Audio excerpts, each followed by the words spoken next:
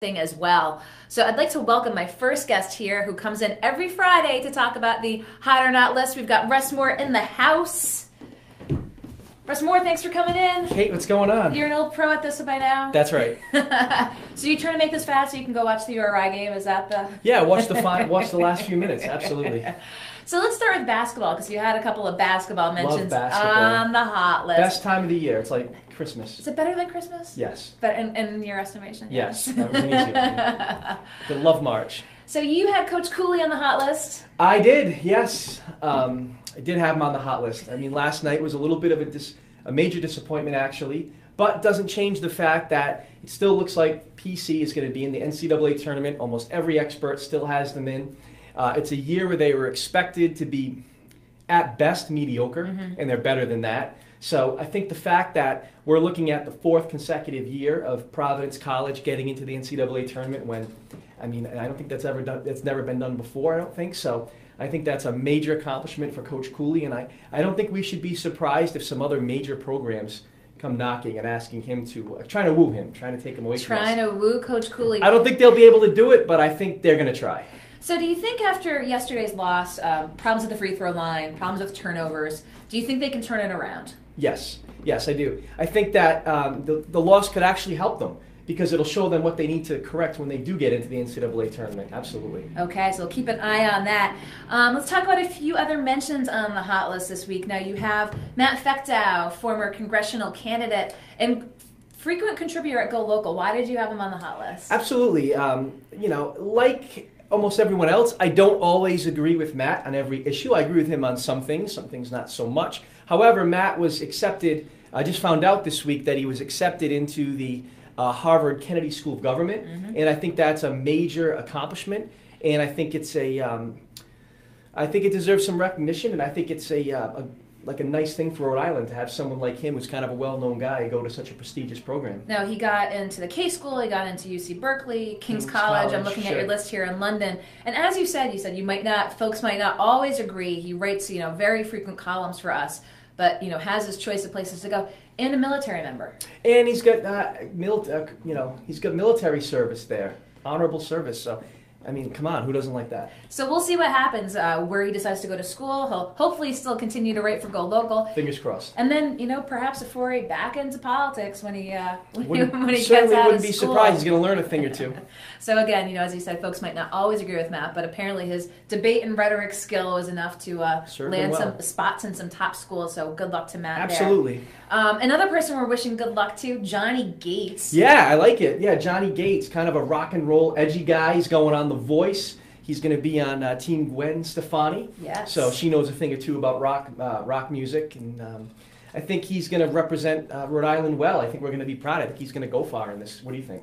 He came in and just was, a great young man and a lot of energy. A lot of energy, really personable, and it was just interesting. You watch it on TV all the time. You're like, what's it really like to be on the show? And Molly had the chance to catch up with him about that. I like when we have Rhode Islanders in part of these competitions. Sure, because something to root for. It gives us something to rally behind. That's right, and it's the average person. And he looks the part too. Like when I look at him, I say, oh yeah, there's a rock and roll guy. That guy can play bass for a band. You could be in a stadium, a band that plays stadiums. So we're wishing Johnny Gates well. Yes, go Johnny. You can check out the interview we had with Go Local if you Google him and Molly O'Brien at Go Local. Check it out. You got to see it. You got it. It's a great interview. It was. Molly, I can hear Molly behind there saying, "Watch my interview." You also have the United Way. Now, they've got the Learning Circle for nonprofits. Sure. Yeah, I think it's cool to bring a lot of different leaders of nonprofits together and kind of brainstorm on how to collaborate and make our state a better place. So yeah, I think that's a cool thing. They're always out there. They just had the announcement with 211, their hotline for folks who need service in the service needs. They basically made that announcement of what they've done in the community. They have their Young Leader Circle, very impressive list of young professionals who get involved with the United Way. And now this is just another way to which they are trying to involve the community. I think it's at their headquarters in Olneyville. Right. Yeah. That's right. So they're gonna. It's called the Learning Circle. So this is learning from other nonprofits. It sounds like it's going to be a great opportunity. You put these great minds together, only good things can happen. So those are just a few of the folks on the hot list. If Sure. you want to check it out, again, check out Russ Moore's Hot or Not list. But I do want to move to the not side. Yeah, some people aren't so hot. They're cold. You know, they're not doing the right thing. You know? They're not making positive Is it cold headlines. because of the snow? Now that the snow's finishing up here. Well, we got to have less snow. Snow's definitely not hot. We don't want any more snow. We don't want to shovel. We don't want to be inconvenienced. Well, I think we might put the snow on the hot list because we didn't get a lot of snow. Ooh. Ooh. Wow, that's like a total 3 times over plan. Wait a minute. So I'm looking here at some of the folks on the not list. Headache. So you did mention not a person, but you put marijuana legalization on the not hot list. For what reason? Because I thought with Massachusetts passing the legalization of marijuana last year, I thought that was going to give a ton of momentum to states across the country, in particular Rhode Island, to legalize marijuana. But I'm seeing a lot of momentum in the other direction. I was really, I learned a lot when you interviewed former Congressman Patrick Kennedy this week, and I thought he made a lot of good points about the dangers of marijuana legalization. It's not going to be all sunshine and rainbows, so to speak. There's going to be negatives. And an interesting point he made was the people that are really going to benefit this are the Wall Street tycoons, the big banks, the private equity firms. So I don't know if we should move in that direction, because I feel like it could be a gateway drug, and I also feel like states that don't have any legalization, they have lower rates of usage amongst minors. So I think those are a couple of reasons that kind of give me pause. So you had that interview with Congressman Kennedy, coupled with the fact that the Attorney General, Peter Kilmartin, held a press conference yesterday, made a lot of the same points in a rather eloquent fashion. So I feel like the momentum is not in favor of legalization at this point. It's kind of the other way now. Now, what do you think, Kate? We did have Jared Moffett with Regulate RI, Sure. and the recent poll that they put out said they had that close to 60% of Rhode Islanders are in support of it. But as you mentioned, a lot of activity this week on the con side. Again, we talked to Patrick Kennedy, the Attorney General's event. Now, you did put the Attorney General on the not hot list for another reason. On this particular issue, I think he's in the right. I think we should be careful before we just jump into this, because there are going to be some ramifications. I don't think anyone thinks that it's not going to change anything. So we're keeping an eye, hopefully having more folks in here to talk about this. Again, you need both sides to the argument. Oh, absolutely. Had Congressman Kennedy, had Jared Moffett. We will be having more folks in here to talk about this, because it's, I believe, year 6 now of putting forth the legislation before the General Assembly, and hasn't gotten a vote, hasn't come out of committee. Yeah, it was interesting. Mr. Moffett said that he thinks that if they did bring it forward for a vote, that it would pass. And he may be right, but I also think there's not an appetite from the rank and file legislators to vote on this. They don't want to be put on the spot. They don't want to have to make a call on this very divisive issue. So I think that needs to be considered too. You kind of have to give legislative leadership their due in that, it might pass, it might not, it might, but no one really has an appetite to do this. Well, I'll tell you, one of the things I did ask Jared was, how many legislators he had on the record, pro or con. There's not a lot, there's right. That's what I'm saying. The kind of wait and see approach. And one of the things I did ask him as well is 2017. We're not in an election year. And if it doesn't pass this year, 2018... Forget it. It's not happening. It's either this year or it's not going to happen the year after. So it's a 2-year deal here. That's a great point by you. So you mentioned again, we're talking about Attorney General Kilmartin, and Sure. why did you put him on the not hot list? Because he, as Go Local reported this week, he's taken campaign contributions from individuals who are now their guests at federal prison, so to speak, as Yes. former Mayor Cianci used to say. He was a guest at the federally funded gated community. So the Attorney General has taken campaign contributions from guests at federally funded gated communities, including Gordon Fox, including former Representative McCauley. I think there was another one on. So I think it might not be a big deal in his mind, but I think it doesn't look right. I think the Attorney General would be wise to pick his favorite charity and take that money and donate those thousands of dollars that he has received to that charity.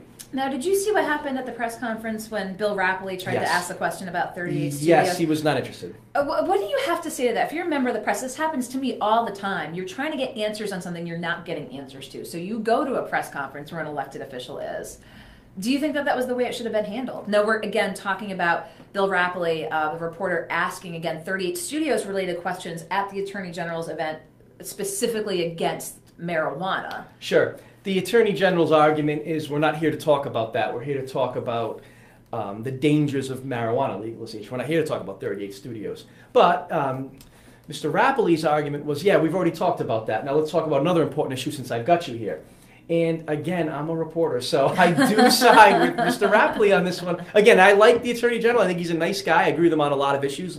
But on this particular issue, of course, I'm going to side every time with the reporter on that. I mean, come on. I'm with Mr. Rappley. You should have answered the question. Attorney General Kim Martin's response was, "You're in my house. This is my house." Yeah, I don't know if that's his house. His house is on Armistice Boulevard in Pawtucket. It's not. That wasn't his house.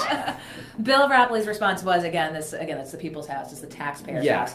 Clearly, the questions about 38 studios are not going to go away. You know, Go Local was there at the press conference where Colonel Simpico had gone over just what wasn't done in the 38 studios investigation. Sure. And I'm surprised that wasn't mentioned in any of your hot or not lists this week. Oh, sounds like I've got a critic here. All right. No, there's other things I wanted to talk about, and you discussed as well. And one of the things that you weren't quite sure about, and that's why you left out, and it's a piece that Go Local had done, is the support from the mayor for an increase in the hotel tax to get more revenue. It's a difficult issue because on one hand, I understand what the representatives and I understand what the mayor is saying, that we need revenue to run this city. We've got a problem here. We've got big liabilities and not enough. We have a lot of revenue, but not enough. So I can understand why it would seem like low-hanging fruit to increase the hotel tax by 150% because in their mind, anyone who's traveling to Providence isn't going to say, "Oh, not going to go now because the tax." Again, remember this is 1 to 2.5% specifically for the city. But it's a 150% increase of the when you break it down, yeah. It is, which Go Local did. It is a bump. It's a major increase. But so I understand that they need to look at alternative forms of bringing in revenue because you can't just keep going back to the taxpayers all the time. The people that live in Providence are already taxed out. So I can understand why the mayor and some of these state representatives are looking to do this. At the same time, we have a really high business tax climate. So this is only going to make that worse. We're only going to get worse in the tax rankings. So again, it's a very difficult issue, and it makes me think that we need to do something about entitlement spending in this city. Because until we do something about the liabilities in this city, we're always going to be fighting over the dimes and trying to get dollars out of them. That seemed to be a lot of the feedback that we saw following that this week. Although the mayor is also looking to go to the nonprofits to try to get more out of them. Do you think he'll succeed in that? No, I don't think so. Because I feel like that well is dry also. Because I know that Mayor Tavares, when he was trying to save the city from our bankruptcy scare in 2010 or 2011. Category 5 hurricane. That Category 5 hurricane that he made into a Category 3 or whatever. I mean, I know that he already went to the nonprofits and already cut deals with them. So now you're going to go back to those same nonprofits and say, "I want more."